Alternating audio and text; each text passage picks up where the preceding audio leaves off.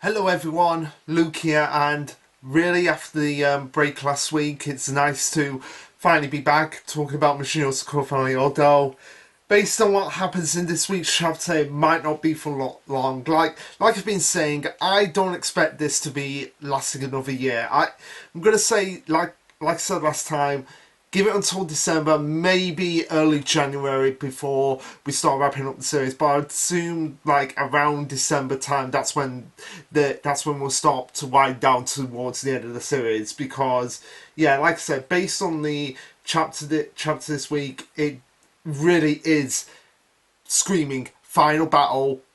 Everything's set up. Now we can finally get into it. So without further ado, let's just dive right into the chapter. Okay, so this has been chapter 225, titled The Second Operation, Yozakura Frontlines Final Stage. And like I said, you cannot get a more, this is final end game series territory than that title, final stage.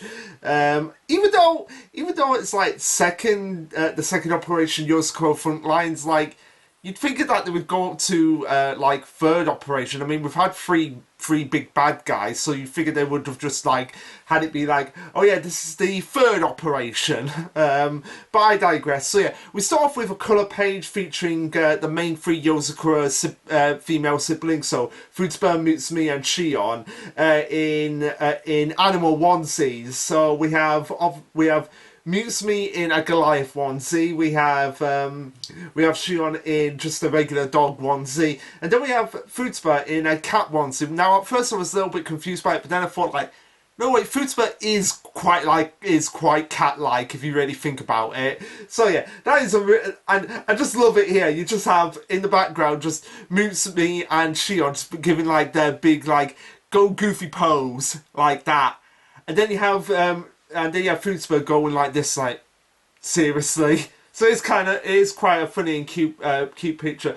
So yeah, it's also from the ending of the last chapter where we just had Tayo taking out one of Asa's children, Mitsu, and defeating him. I was just like, wait, that one punch? Well, I guess because Tayo, it's pretty much is true spring blooming gear. So yeah, one punch would be essential to knock one of these people out. We have Sosuke going, oh, one strike, cool. But before anything can happen, we see Nii trying to attack, Nii going to attack Tayo. Tayo being like, oh, you think you're going to attack me? Yeah, blocking it and just creating an explosion. An explosion. No, it's not Nii. It's not Nii. It's No, it is Mitsu. So, okay, Mitsu gets right back up, goes to attack. I thought it was Nii for a second there. But yeah, it is Mitsu. Goes up to attack Tayo, blocks it, but they block each other, and Tayo's like, oh wait, I know when punch landed. If he's back up again, then he has healing. And then we have. Okay, we then have Fruitsuma going to assist him before Nii is just yeah, I can't have you doing that. Basically snaps her fingers and just creates an explosion from that. As Sosuke is obviously protected by Fruitsuma, and she's just oh, don't worry about it, everything's going according to plan. Mutsumi, enemy, and she's relaying all of this to Mutsumi, enemy leaders are making their way into the infirmary, but Tayo is still in combat with one of the leaders, so everything is fine out here, but you guys have to be prepared right now. And then we see in the infirmary, we see Mutsumi, Ayaka, which by the way, Ayaka's just turned up in the anime, and I've not seen the episode yet, but I have known that there are a few anime original scenes with her, so yeah, I'll be watching the episode, seeing what I think of it. So yeah, as long as we get more Ayaka has been greatly underused. If there's one character aside from Ai as well, Ai and Ayaka, out of all the Yozakura family members, and yeah, they're not technically Yozakura family members, but Ai pretty much is established to be one in this chapter, and Ayaka has been a pseudo member. I remember an unofficial member, but still a member either way because she's like interactive with fire. I mean, she does technically live in the mansion as well, so she might as well be a Yozakura at this point. But yeah, Ayaka and Aya are just two members of the Yozakura family that really have been underused and deserve more than they have because they are really interesting characters. Like I especially like way more developed than Anya in Spy X Family. I know people are going to give me flack for that, but hey, they can come at me all they want. So yeah, they're all there, and we have Mutsumi, and we just have them basically doing exactly what Asa would do in this situation, just being like, "Oh yeah, I'm peeling oranges for you. Oh thank you. I'm blessed, Mutsumi." And we have I blowing on Hirofumi's. I don't know if it's hot chocolate or just. Yeah, or just some like soup or anything. I am assuming it's hot chocolate, but yeah, we have I blowing on here. So she's like, "Oh, thank you, big sis I." Yeah, pretty much right there. Hirofumi calls I her big sister, so any doubts that I is a member of the Yozakura family ended right there. Just say I Yozakura. Like, I know I keep harping on about this, but I'm sorry. Like, she has been dead for since like a quarter of the way through the story at this point. So yeah, might as well just make her an official Yozakura member. But yeah, we have. Amidst all this chaos, we just see Alpha there, just being like in between everyone, just being like, "Why are we here?" Like everyone's up there, but everyone's up there battling right now. And what is actually going on here? This is so lazy. Before they're just like, "Oh no, this is this don't worry about this, Alpha. This is all the best possible equipment we could have here, which includes Hanata coats, katatsu, which, by the way, those katatsus, I don't know if I'm pronouncing that right. I would really like to have one of those, like just a table that's like a big hot water bottle, essentially. Like, as anyone out there being in one of those, could you let me know how they actually are in real life? So Mutsumi goes on to explain like what they're all about. Actually, the coats that they're actually all wearing, which like has a grid pattern with the Yozakura family symbol on it. They're the strongest armor, and it's no mere katatsu. It's the best communications device the family has. So the manta coats, and they're not the hanta coats, they're the manta coats. They were created by Futaba and Shizo. Makes sense. Makes perfect sense. And they include these super amazing katana coats include both airing functionalities and poison protection. This coat here, you're protected from poison, but you've also got to have the airbag. No, it has, but it not airing functionality. You got to have the airbag functionality, because if you're going at super high speed, got to deploy your airbag. Got to respect those traffic laws, I guess. I just find that out of all the things that you could install in this coat, poison protection and airbag functionality, like. You could even survive a nuclear blast in one. Okay, so for all those people out there that were complaining about in Indiana Jones and the Kingdom of the Crystal Skull, where they're surviving the explosion, the nuclear explosion in the fridge, Mishi Yozakura is just basically saying, you think that's unrealistic? We've got coats here that can survive a nuclear blast. I don't know why that immediately came to me, but it's just so amazing how people can moan about a scene like that in a film that has scenes where a guy's face is being melted off You're looking for the Holy Grail. You have a raft that is deployed from a plane and then falls off a cliff with no repercussions for the people inside. But yeah, surviving a nuclear explosion in a fridge, that's going too far. But no, Mission Yozakura is saying that, oh, you think that's going too far? Coats can do that now.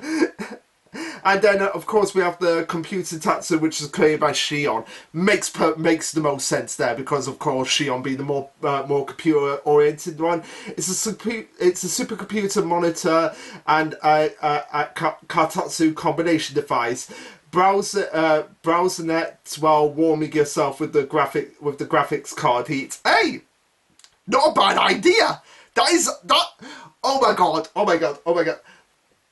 If that is not an idea that Japan makes for the future of computering, like, you got the Kotatsu table there, you got someone sliding over it, and you combine it with a computer where the graphics card heat is actually heating you, but also cooling you at the same time, so you're actually in this relaxed state while you're playing video games or just watching something.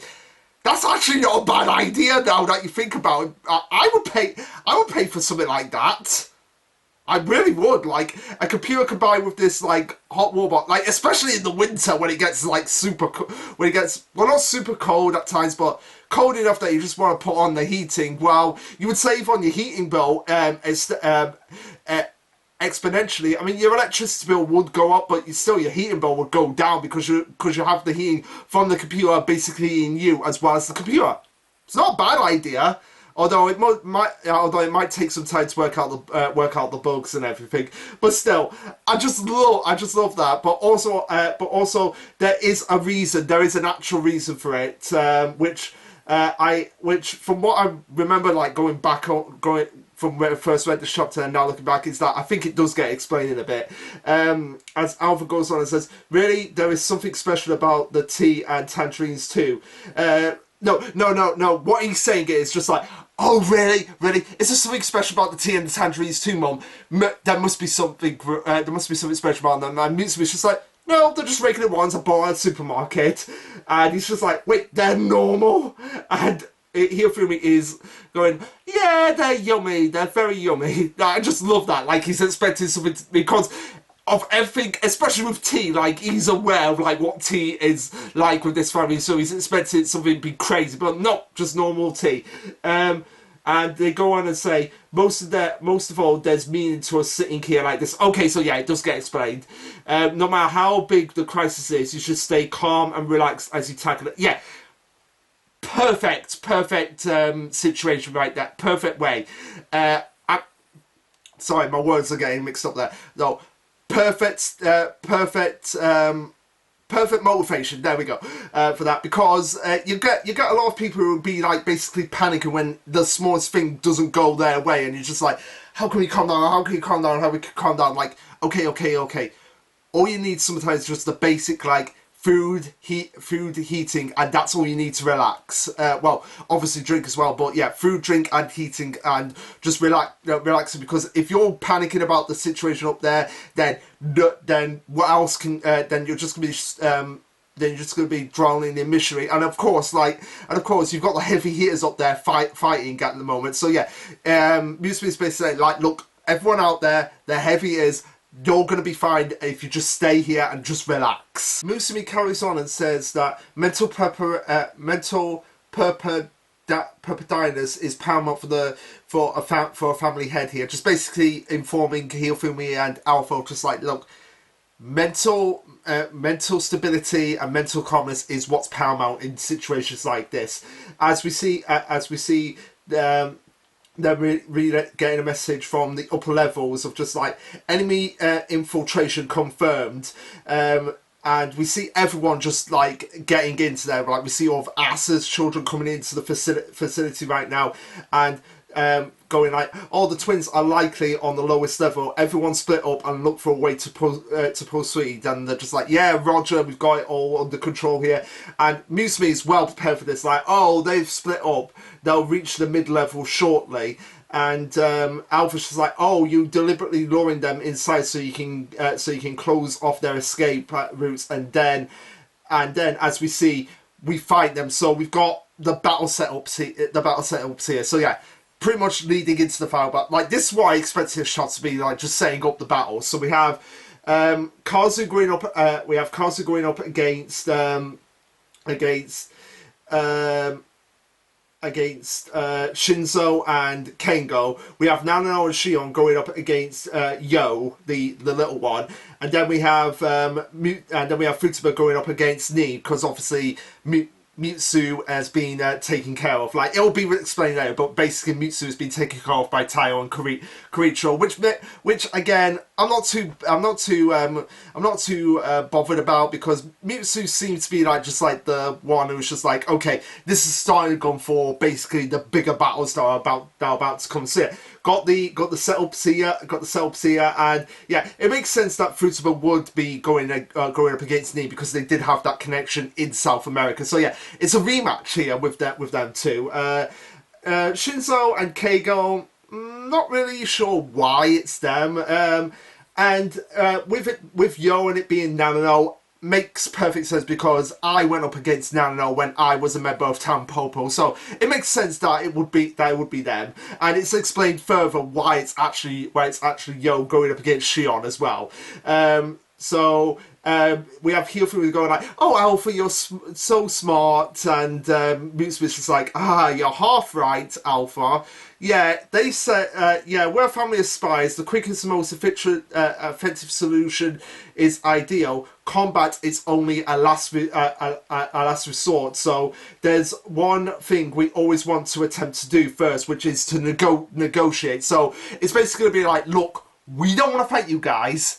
We all know you are under the control of Asa right now, so if we could just avoid this fight, come to some sort of agreement, then you guys can get out of here, and then we can just go and take down Asa, and it's a win-win for everyone. So that's basically what they're going to try and do here. So we have Shinzo basically playing to Kazu's weakness of just like, oh, ramen?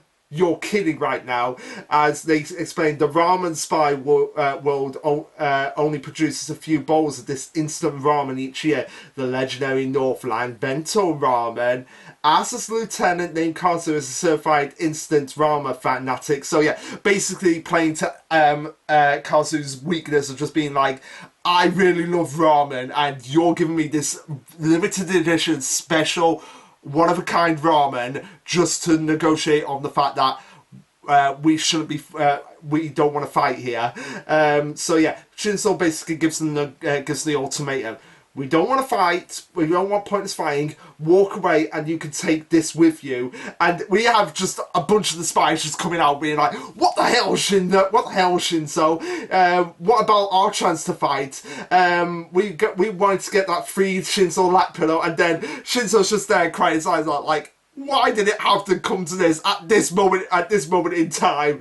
And we have just Keigo just laughing, saying, do it if it just to preserve his dignity, Keigo. Like, just basically saying, look, just take the ramen so that he doesn't have to go through all of that. Though if you turn down the deal and insist on proceeding, well, what will it be? Because even though Kazu is strong, and and it says on his wiki that he's blooming his flame sword, because he's obviously been producing flame swords. Yeah, he's going up against the one who's very good at disguising, and the one who's just like got the abundance of weapons. So I don't think Kazu, if he went up in a serious fight against these two, I don't think he's going to win this. Although, hey, if it comes down to it, he might surprise me. So then we come over to Yo, who's just like, yeah, excuse me, Mr. Buckethead and Miss Headphones, could you please move out of the way? I've got kind of an important mission to do by taking out your niece and nephew right now.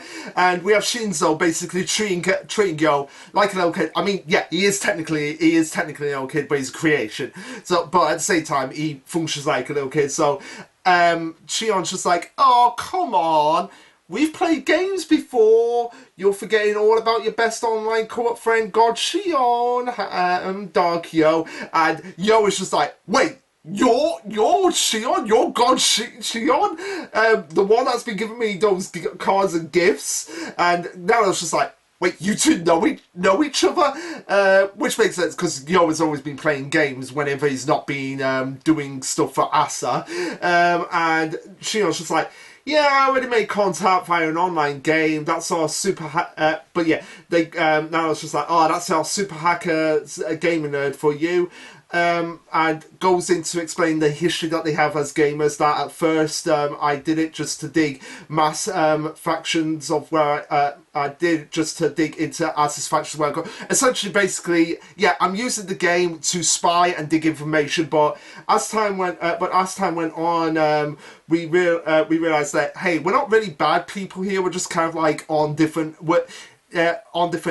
sides of the battle. It's kind of like in Bleach when Shunsui was fighting Stark and he was just like, if you weren't with Aizen, I could see us having a drink together. It's kind of that situation. Like she was just like, oh man, you're working with Asa, and it's a shame because I really like you, I really like gaming with you, and I want to do more with it. So why don't we just skip this dumb fight and fight event, turn around and go home, and then we can settle in for an awesome co-op session in 99 year mode. And we have Yo basically deliberating with himself, just like, yeah, it's very tempting. That is very tempting. Before we cut to Futaba, just being like, just acting all friendly with Nee right now, just being like, hi, I see we've run into each other again today, and Nee just has sweat on her face. It's just like, man, why did I have to get Futaba again? I fought this woman before, I know what she's capable of, so why did I have to get her? Now she's acting all friendly of just being like, yeah, hi, long time no see, when I know that she's just gonna beat me up in this situation. Before Futaba was just like, no, there's no need to be scared. Do you remember the choice that Hifumi made at our mountain sparring session? Which is that she's going to rescue Nee, and Nee's just like thinking like, giving the thought of like, yeah, she did say that, and Futaba just there like, hey, she trusts you, and so even though I have a habit of being a bit rough, I do my best to hold back as much as I can, so this is in respect of my niece's wishes, niece's trust in you, and turn back, but if you don't, I'll give you out, and you just see like the shadowy just silhouette of Futaba just being like, if you don't back down, I'll give you hell, and at this point, Nee's just like, did you just say you'd hold back as much as you can, and Futaba just like, yep, I did, but at the same time, you know that I could whoop your ass tenfold even if I'm holding back, and Nee's just there like, oh, but she's more like, oh crap, this is gonna go so badly for me, but. We come back to Mutsumi's group, and she's just there like, this is how a true spy negotiation goes, and we have Ayaka basically treating it as like, hey, this is like some big major event. Let's cheer them on. They're all so cool, and yeah. Alpha calls it out as it is. It's like, it's less negotiation, more like bribing, if you ask me. And Musumi confirms, like, of course, this tactic only works when with opponents willing to listen. If the opponents won't listen, can't listen, or just too incompatible with you, then there's only one thing you really can do, which is basically you gotta fight at that point. We cut over and we see her intercept a message from Kiricho and Tao, just being like, hey, you're still doing okay, Tayo? And he's just like, yeah, thanks for asking. How's it down there? Before we have Kiricho finally restraining himself with Tayo, but still getting the last word in of just being like, silence. Who gave you permission to speak with Mutsumi? But it's nice that he's actually restraining himself from actually beating on Tayo for just the simple fact of talking with his wife. So yeah, you get a point there, Kiricho. You get a point. And yeah, this doesn't stop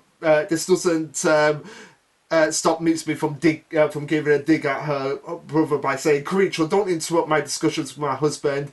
And everyone's just like, yay, Papa's here, like. And Tayo's just like, oh, good to see you doing just fine. Keep an eye on things down there.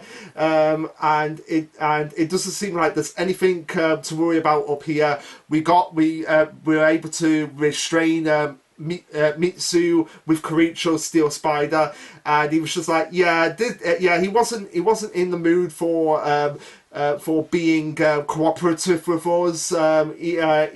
We used all many talents and everything.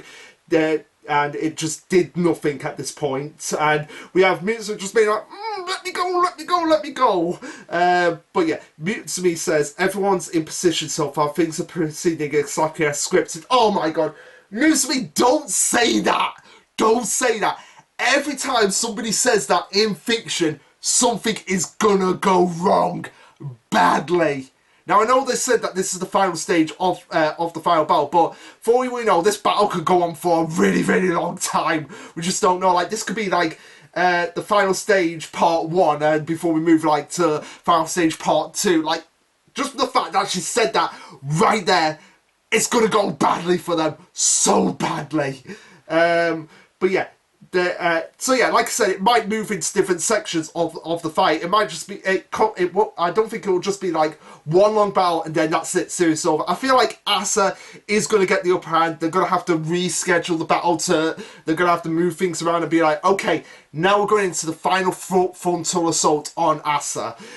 So yeah, they go on and say it's time to move on to our single objective to confront the one who would destroy Yozakura, final piece, find and subdue Asa, as we see Mutsumi and Asa both having a drink as they're just waiting for events to unfold, and we see Kiricho and Tao looking up at the behemoth. So yeah, they're looking up at the behemoth and they're just like, Roger that.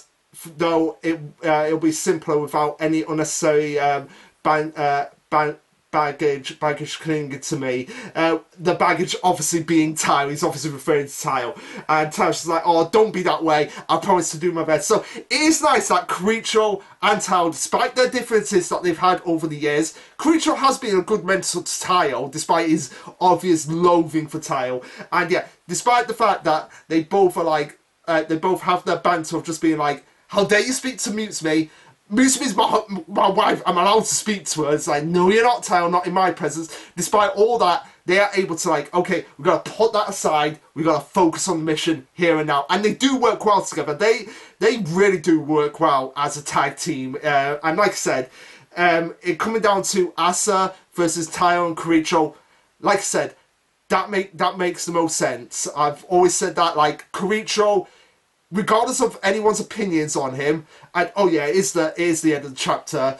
So overall impressions, okay chapter. It was just mainly just the battle setup chapter. But yeah, going back to what I was saying about Kiricho, yeah, despite everyone's opinion on him, regardless if you love him or you hate him, he is, understandably, without question, the strongest out of the Yozakuras. It is a sucky pill to swallow, but you gotta accept that. Like, Kiricho has been a main character in this series since chapter 1. He's been in he's played a major role in every arc, played a significant role in the final battle with the big bad. So yeah, and like I said, this is no exception here. Like, it was always going to come down to Tao and Kiricho versus Asa in the end. Although, how long this battle will take, like whether Asa will get the upper hand and be able to escape, and they'll be like, we've got to go after him, he's caught one of the twins, we've got to get that twin back.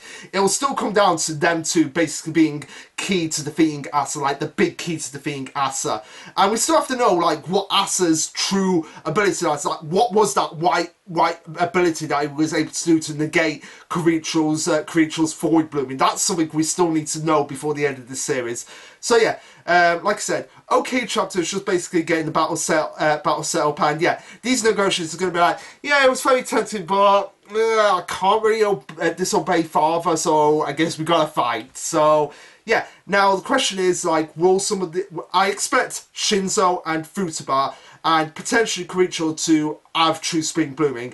They're the three, because they're the three, like, heavy hit, like, the three big, strong frontline fighters. So I expect them, all three of them, to at least have True Spring blooming. If not Shinzo, definitely Kiricho and Futaba. Like, they're the two above all others that, aside from Tao, would have the True Spring blooming.